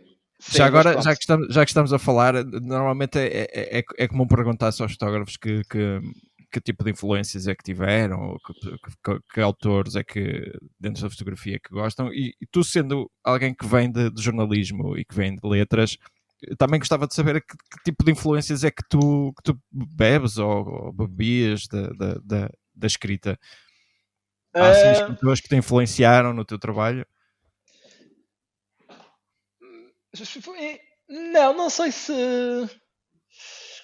alguma coisa talvez, pronto, se calhar o Gabriel Garcia Marques ouve ali algumas coisas, porque faz-me um bocado imaginar um bocado os mundos que eu gostava de fotografar, mas não sei se foi a minha maior inspiração. Fotografia sim, e quando falamos acho que a minha maior formação aí de inspirar a nível de fotografia foi a minha experiência de trabalhar com a coleção cubana na altura, onde realmente todos os dias consumia imagens e imagens e imagens da Revolução Cubana, e acho que isso serviu, foi um modo talvez, ou durante um período, Como é que foi foi um este modo que... processo curatorial? Bem, isto foi uma experiência incrível de ter Parece um desafio grande, não é? Foi um desafio enorme, foi uma coisa... E curiosamente eu na altura ainda não estava no mundo da fotografia, tinha mais o sonho de ser fotógrafo do que trabalhar no mundo da fotografia, e tive a oportunidade de ir estagiar e depois acabei por ficar lá a trabalhar neste projeto que era o Cuban Revolution, com a Fundação Arpad Busson, onde nós criamos um arquivo que possivelmente ainda hoje é o maior arquivo sobre a Revolução Cubana. E o meu trabalho era muito de catalogar as imagens, fazer um trabalho de detetive de descobrir quem está nas imagens, organizar a coleção, organizar exposições, depois trabalhar também com a equipa editorial no livro da mesma coleção, e aquilo todos os dias eu tinha a coleção é composta à volta de 2.000 e tal fotografias, e digo fotografias físicas, mesmo tinha a fotografia nas mãos, não era um arquivo no computador, era mesmo, eu tinha as impressões, então tinha aquela coisa de pegar todos os dias nas imagens e olhar para elas, e é muito curioso porque foi o que me levou à Venezuela mais tarde, foi o conviver diariamente com essas imagens, e acho que na altura foi um processo de formação muito grande. Pronto, e talvez aí começou a minha inspiração, pronto, e depois, claro, seguir outros fotógrafos e tudo. Eu da literatura é mais um hobby, mais do que... E pronto, e leio coisas muito diversas. O que é que está na tua mesinha de cabeceira neste momento? Neste momento estou a ler uma biografia sobre o Stalin. Parece pesado isso. Sim. É pesado em termos da literatura e do próprio volume em si. Sim. Não é daqueles muito fáceis de levar no dia a dia para... Não dá para levar no autocarro. Não é muito prático. Não é nada prático, não. Mas curiosamente, se calhar estou a ler isto também porque do tema que estávamos a falar há minutos atrás, deste de lapidar das nossas liberdades e tudo. Sim. Se calhar é interessante também ver o que aconteceu noutros países. Aprender com a história, não é? Sim, aprender com a história. E eu tinha-vos dito, não é, que a história é muito cíclica, não é? Sim. E há sinais que se veem hoje em dia que se calhar, se virmos bem, se abrirmos a pestana, a gente realmente descobre que há aqui muitas coisas similares e que se calhar deviam nos servir de aviso. Não quer dizer que seguimos o mesmo caminho, nem eu estou a desejar algo do género, mas pronto, era bom as pessoas tomarem um bocadinho de consciência. E se calhar por essa preocupação é que fui parar à biografia de Stalin. Mas eu sou uma pessoa que gosta de ler biografias porque realmente eu acho que ajudam a perceber um bocado a história deste planeta através de personagens, pronto, vamos dizer, de icónicas, ajudam a viajar pela história e a percebê-la melhor. Já agora, aproveito, eu vi que tu tinhas publicado uma bookzine sobre o teu trabalho do Comelá. Não sei se ainda está disponível, não sei se também queres aproveitar para falar um bocadinho sobre isso e onde é que podemos adquirir uma cópia, quem estiver interessado. Sim. Eu ainda há cópias disponíveis, mas por acaso, houve aqui um problema porque quem financiou a publicação, e eu já vou explicar, pronto, se calhar estou a começar pelo fim, teve que, pronto, infelizmente foi vítima do Covid. E então, neste momento, existem cópias, mas estamos com um problema de distribuição. Ou seja, acho que era mais fácil se alguém depois mais tarde estiver interessado que me mande um e-mail e eu, quando for ao Porto, posso tentar tratar da logística e poder mandar cópias. Eu sei que ainda há cópias disponíveis, mas pronto, lá está. O Covid pregou uma partida e quem ajudou, vamos dizer, a isto, ao projeto do Cumbamela, que foi a bolsa do manifesto, da exploração nomade, que era, sim. Quem sabe, o manifesto era uma galeria no Porto, que tinha o patronato da agência de viagens da Nomad. Sim. Pronto, infelizmente o manifesto foi vítima do Covid e pronto, e ficamos um bocado com as cópias até na mão, e curiosamente tínhamos eventos programados e tudo, e pronto, e infelizmente teve que se cancelar tudo porque foi vítima do bicho, e pronto. Mas se alguém quiser, e já vou voltar à parte mais importante que é falar do projeto, mas se alguém quiser, isto é só para, pronto, que é um bocado estranho agora dizer sim, temos publicações, mas não temos bem como as enviar. Não, Porque, se alguém no Porto quiser, ou sim, nós também podemos fazer de ponto aqui através do podcast, sim, podemos no dar Porto uma ajuda com isso. ou mesmo por Portugal, se me mandarem um e-mail, eu sei que ainda há cópias posso tentar depois tratar da logística e sim, mas infelizmente é isso. Estamos agora num processo um bocado estranho porque temos cópias, mas o veículo que movia as cópias não existe, então sim, então agora estamos assim um bocado pronto, neste processo. Mas tirando esta à parte, sim, o Kumbamela, para quem não sabe, é o festival religioso, o maior festival religioso no mundo. Acontece na Índia de 3 em 3 anos, sendo que o principal é de 12 em 12, que é em Allahabad, e pronto, e através da Bolsa de Exploração da Nomad eu tive a oportunidade de, em 2019, juntamente com a Dania Rodrigues, que é uma antropóloga, ir para o Kumbamela e, no fundo, documentar o Kumbamela. E nós tínhamos a ideia, pronto, o Kumbamela já foi mais que fotografado, então a ideia era fazer ir para o Kumbamela e procurar um sadhu, que é destes homens sagrados, e documentar um bocado a história dele e como ele vivia o Kumbamela. Pronto, claro que é impossível estar no Kumbamela e não documentar o festival em si e tudo, porque aquilo toda a gente sabe que a Índia é intensa e super fotogénica. Imaginem o que é, de repente, condensar a Índia toda numa área pequena e meter lá 120 milhões de pessoas, não é? Ou seja, é pegarem numa... Não é? Sim, é algo completamente que desperta todos os sentidos a toda a hora. E pronto, e obviamente, no tempo que eu passei lá, eu tive cerca de 2 meses no Kumbamela, que é o período do festival, estive a contar um bocado o que era o Kumbamela no geral e a seguir este sadhu.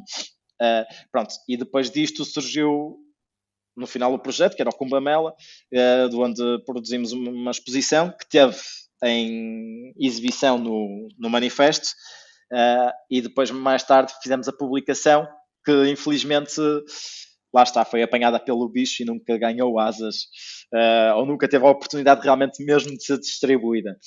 Pronto, e no fundo foi um processo bastante incrível de fotografar, de estar num festival daqueles e poder vivê-lo diariamente por um longo prazo, mas ao mesmo tempo também muito desafiante, como vocês devem imaginar, como é a Índia, e é isso quando estamos na Índia, mas aquilo o Kumbamela é tipo 1000 vezes o que é ainda normalmente. Pronto, que uma pessoa sofre um bocadinho de tudo, não dorme, não come bem, não sei o quê, tipo, tem problemas de estômago, mas ao mesmo tempo depois, pronto, também leva-nos até uma percepção diferente do que é a Índia e o que somos nós. Eu curiosamente acho muito engraçado porque eu, como tive que seguir um homem sadhu, que hoje eu digo que é o meu guru, o Pranav Muni ainda hoje é quase não é um líder espiritual, mas é alguém com quem eu ainda converso bastante, ou converso entre aspas, porque ele não fala por opção própria. Isto porque o sadhu que eu e a Dânia depois acabamos por seguir é muito curioso, porque nós tínhamos a ideia, vamos seguir um homem sadhu, um homem sagrado, o sadhu, e andávamos à procura nos primeiros dias, andávamos lá e tal, e curiosamente já tínhamos alguns definidos, como este fala bem inglês, parece-me aberto, que eu esteja lá com ele para fotografar principalmente, e de repente entramos numa tenda quase por acaso e conhecemos este sadhu que não falava, que ele há 6 anos, que não, agora já são 8, que não fala, que por opção deixou de falar. Isto é uma das mortificações que os sadhus normalmente fazem para provar que estão a seguir o caminho da espiritualidade, conseguem largar uns é a sexualidade, outros deixam de usar uma mão ou um braço. Se calhar na mente de muita gente já viram imagens de um homem que há 10 anos que não põe o braço para baixo, que está com o braço no ar e aquilo fica tudo paralisado. Pronto, eles têm estas coisas de mortificação a mostrar que eles vão muito mais além do corpo. E o Sadu que nós seguíamos, o Pranav Muni, pura e simplesmente disse que não queria falar mais. Então não fala. Então a nossa comunicação, claro, é diferente, é através da escrita. Ele escreve, a gente faz-lhe as perguntas oralmente, e ele escrevia para nós e abria-nos o mundo dele. Então por isso que eu digo que mantenho uma relação com ele. Pronto, normalmente é por e-mail, eu escrevo-lhe, ele responde-me por WhatsApp, porque obviamente não dá para fazer chamadas com ele, porque era impossível comunicar. Mas sim, foi. Nas tens cópias desses papéis que ele ia escrevendo? Sim, sim. Quando nós estávamos curiosamente lá no Cumbamela, era curioso, porque nós estávamos a falar e aquilo. É assim, eu sou uma pessoa muito má a tomar notas. Isso desde o tempo da escola nunca fui uma pessoa muito boa. Pronto, na altura refugiava-me nos apontamentos de colegas que eram muito organizadas e que tinham aqueles apontamentos todos limpinhos. E quando virei jornalista, fotojornalista, e quando tenho que fazer entrevistas, eu.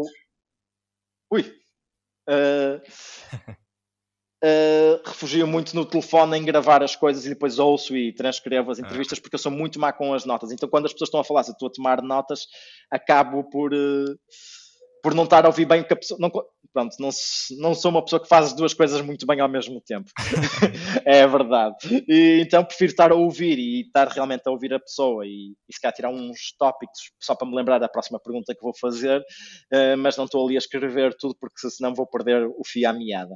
E foi muito curioso, porque estava com a Dani, e a Dani também me parecia que era um bocadinho assim, mas estávamos assim os dois a falar com ele, e como ele escrevia, e ele anda sempre com um bloquinho de notas, que é onde se escreve para comunicar com as pessoas, não é? Então ele escrevia uma coisa, mostrava-nos o papel e metia para o lado, e eu, Dani, guarda os papéis, porque no fundo tudo, nós não perdemos uma palavra que ele nos disse, porque tudo que ele estava a dizer nós estávamos a guardar os papéis.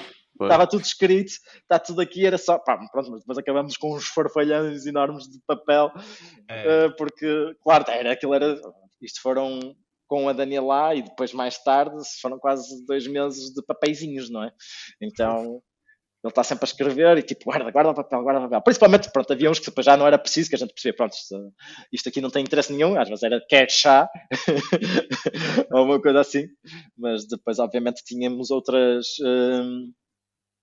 Mas havia alturas que, claro, que a conversa fluía para coisas bastante interessantes e aí era guardar os papéis, mas era muito interessante porque tínhamos tudo registado e nunca perdíamos vamos dizer, a conversa. O ritmo de conversa nunca se perdia muito, apesar de haver esta dificuldade.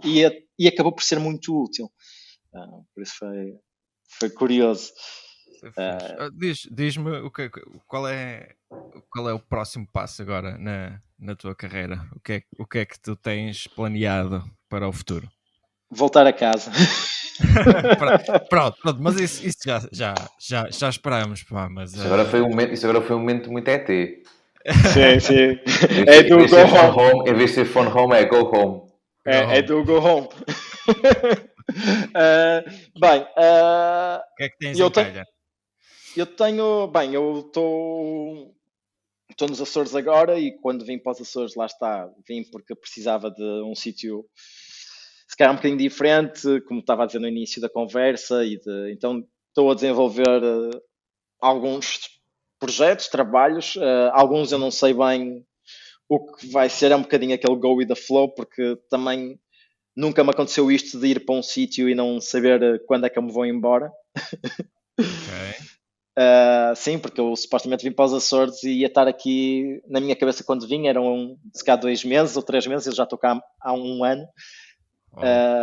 Então tenho andado a fotografar, comecei alguns projetos, vim com a ideia de algumas histórias, algumas nunca se concretizaram também, se calhar porque não me debrucei tanto sobre elas, ou porque perdi o interesse, ou porque não aconteceu, por vários motivos, e outras começaram a desenvolver e ainda continuo a trabalhar nelas e pronto, eu espero em algum momento, pronto, que vou pôr um termo a isto, pode ser forçado de me ligarem a dizer que as fronteiras abriram e eu vou-me embora de regresso para Macau, ou pode-se mesmo chegar à altura que, pronto, agora com as vacinas e se calhar com o mundo a abrir, se calhar chego ao ponto de dizer, opá, olha, sim, já posso ir para outros paragens e pronto. E se calhar chego ao ponto de pôr término a estes projetos que estou a fazer aqui. Vamos ver. E depois eu tenho projetos pendurados que ficaram a meio, que eu adorava voltar, na Ásia, que estava a desenvolver, alguns a meio, outros no início, porque lá está, como estava a dizer, normalmente tento sempre ter projetos mais de longo prazo, médio prazo e se calhar fazer uns curtos, isto por isso é que vos dizia também mais no início da conversa, de ter mais ou menos programado o que era os meus próximos meses, ou o próximo ano, pronto, ou daqui a 2 anos se calhar gostava de ir para ali, não quer dizer que isso se concretize, mas pronto, tento ter uma ideia mais ou menos, e lá está, tenho isso na calha, tenho alguns projetos que ficaram presos, pendurados, tenho estes que estou aqui a fazer, pronto, alguns com ideias muito específicas, outros não tanto, e pronto, e depois ver o que é que acontece, mas na verdade, se há alguma coisa que isto veio ensinar, este período estranho nas nossas vidas, é que nós não podemos fazer muitos planos, não é? muitos planos, porque isto pode mudar a qualquer altura. E pronto, vamos ver. Mas sim, há projetos a vir a caminho. Ainda bem. Eu não gosto muito de abrir muito Eu percebo. o livro acerca de coisas novas, até porque às vezes não acontecem e depois pronto. Então, Sim, mas pronto, mas ficamos a saber que tens aí já coisas sim, pensadas e planeadas e que esperemos que em breve poder ver isso concretizado quando isto também, esta situação acalmar e melhorar, não é? Sim, esperemos que sim. Até que pronto, o mundo parece estar a voltar um bocadinho ao normal e espero que também as coisas, pronto, de alguma forma não tenham piorado muito, porque também estamos assim um bocado na indecisão, não é? O que é que vai abrir, o que é que não vai, não é? Como é que vamos fazer as coisas? Lá está. Isto é um pequeno exemplo quando estávamos a falar do manifesto, que era uma coisa que eu achava um projeto muito interessante, não é? E que poderia ser um veículo até que acho que fazia falta no Porto, um sítio assim, e estava, pronto, e desapareceu, e não sei quantos sítios desses, não é? Agora que agora estamos a voltar um bocado à normalidade, quantos sítios assim, não só em Portugal, mas no mundo é que vão continuar a existir, e até às vezes publicações, não é? Sim, vamos fazer uma campanha, queremos a manifesto de volta. Era a manifesto, era pronto, ou algo do género, acho que sim. Se alguém tiver. Eu acho que todo o conceito do espaço era interessantíssimo e era muito bom. E faz falta. É pena, faz falta. Também é isso. Sim, faz, acho que sim. Tanto no Porto, não sei, eu não conheço muito a realidade de Lisboa, eu vou às vezes a Lisboa, mas não sou assim tão conhecedor da realidade lá. Mas sim, falando do Porto, a cidade da minha cidade, vamos dizer assim, sim, achava que era algo realmente muito interessante e pá, trazia algo à conversa e uma oportunidade para outras pessoas, para as pessoas mostrarem trabalho. Tipo, eu vou ser sincero, tipo, eu acho que só exibi no manifesto em Portugal, por isso. Também tens essa ligação também ao projeto. Sim. Tenho. Tive lá 2 trabalhos expostos e então, e pronto, e depois tornei-me muito amigo também das pessoas ligadas àquilo e pronto, e realmente, mas gostava muito do projeto em si e acho que faz falta. Quem sabe não convidamos os fundadores da Manifesto a comparecer aqui para uma conversa e também conhecer um bocadinho mais do que é que... Aliás, até se nos estiverem a ouvir, fica já o convite feito. Fica já o convite. Sim, acho que era interessante. E pronto, mas sim, há coisas na calha e pronto, vamos ver agora como é que... Há projetos que, pronto, depois é esta coisa, e às vezes estávamos a falar dos bons e dos maus, ou do trabalho que fazemos. Eu sou uma pessoa que é um bocado adverso ao computador e é curioso dizer isto, não é? Porque passo imenso tempo à frente do computador, mas tipo, e não sou uma pessoa, pronto, e acho que isto é um mal de todos os fotógrafos, ou da maioria deles, detesto editar trabalho. Começa a ficar... chega àquele ponto que depois uma pessoa não sabe se quer esta ou quer aquela e o tal decisões. Aquelas decisões, sim, de matar os teus queridos e aquelas fotografias por isso. Sim, e pronto, e é uma coisa que a mim também põe-me logo doente um bocado, então há partes que estou assim a dar quase com a cabeça na parede do que tipo, já não sei, tipo, já estou farto de olhar para isto, tipo, ainda não sei como é que vou fazer a coerência da história e tudo. Outros projetos estão noutros caminhos, assim. Mas algo surgirá nos próximos meses, espero eu. Ainda bem. Mas vem coisas a caminho, sim. E, entretanto, para quem quiser conhecer o teu trabalho, se quiseres deixar aí o teu site e o teu Instagram para te seguirem. Sim. O meu site, que se calhar faz mais sentido para quem quer ver realmente histórias, e lá está eu a puxar a minha coisa, mais a minha brasa à sardinha, Força.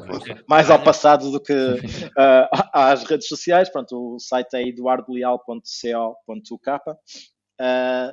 O Instagram, salvo erro, é Eduardo Leal, é o meu nome, mas deixa-me já só aqui. Desculpem lá, lá está. Leal É 80. Leal 80. É isso, pronto. Eu tinha que confirmar porque lá está. Nós depois Eduardo Leal partilhamos 80. no teu É o post. nome. Eduardo Leal 80, pronto, é o meu Instagram, que eu vou pondo coisas, pronto, mas é isso, eu não sou o maior, é uma pessoa muito ativa, mas forço-me bastante e tudo, e vou partilhando coisas. Ultimamente até tenho partilhado muito uma coisa nos Açores, que eu não chamaria se calhar isto um projeto, mas pronto, Quem sabe pode dar origem a um projeto. Sim, até posso, que é muito curioso, que é uma coisa que até tenho dedicado bastante tempo, que é a minha percepção do que é os Açores e a relação com o mar. Se calhar porque, como estou aqui também e sempre tive o fascínio pelo mar e estar rodeado de mar, se calhar é uma coisa que tipo as pessoas, é tão óbvio, não sei, mas pronto, eu cheguei aqui e percebi que está aqui algo aqui com o mar diferente do que eu vivi noutros sítios, e sou do Porto, não é? E sou uma pessoa que foi sempre muito ligada ao mar, mas senti aqui uma energia diferente, então pronto, nos meus tempos, vamos dizer, livres, vou passear e vou tentar ver coisas que me tentem explicar, se calhar é um bocado para eu perceber essa relação, ou se calhar é mesmo a minha relação com o mar e não os Açores, mas pronto, os Açores é o cenário, mas a verdade, pronto, então é o que eu tenho usado as redes sociais, um bocado partilhar isto, mas eu até acho que explico lá que não sei bem, isto não sei se é bem um projeto, é algo, pronto, que eu vou partilhando nas redes sociais. E, Não desvalorizes já o trabalho, tem calma. Não, eu desvalorizar acho que não, mas pronto, eu não sei bem o que é que estou a fazer ali, por isso... Pode ser mais em diálogo, pode ser ali um tubo de ensaio para outro projeto. Exato. Claro. Pode ser, sim. É mesmo uma coisa tipo que mais livre e pronto. E é uma coisa que eu me sinto à vontade de ir pondo nas redes sociais. Isto é bom, também ajuda-te a quebrar a forma e procurar outras formas. Não... Sim. E é mesmo tipo, porque como é um bocado livre, porque acho que às vezes nós também, pronto, eu estava a dizer isto de irmos para muitas vezes não vou com ideias já feitas sobre o que vai ser o projeto, porque depois aquilo muda no caminho. Mas vou com uma coisa, com um projeto em específico, não é? Vou fazer um trabalho sobre as solitas, ou vou fotografar, pronto, não sei, outro tema qualquer.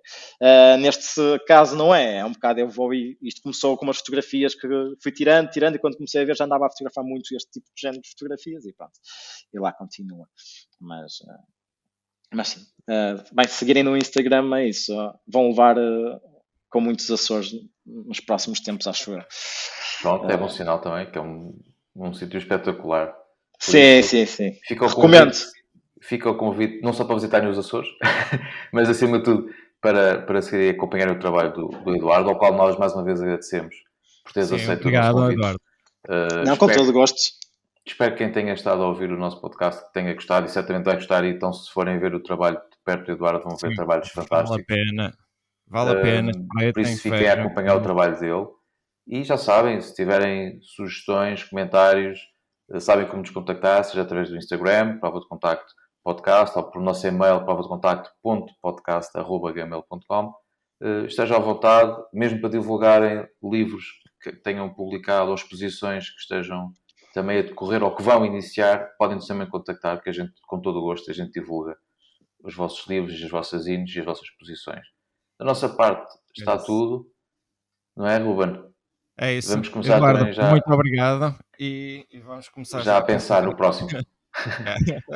Eduardo, mais uma vez, muito obrigado.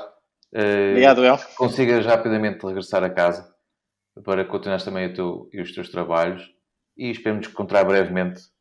Sim. E quem sabe uma próxima conversa futura com outro projeto teu. Quando vieres ao Porto, já sabes. Ou quando vieres ao Porto, exatamente. Sim, terei muito gosto. Fica combinado, combinamos uma francesinha. É isso. No Natal já devo estar, vou aí de certeza, por isso pronto, podemos ter uma francesinha natalícia. Fica já aqui pré-combinado. Já fica aqui pré-combinado.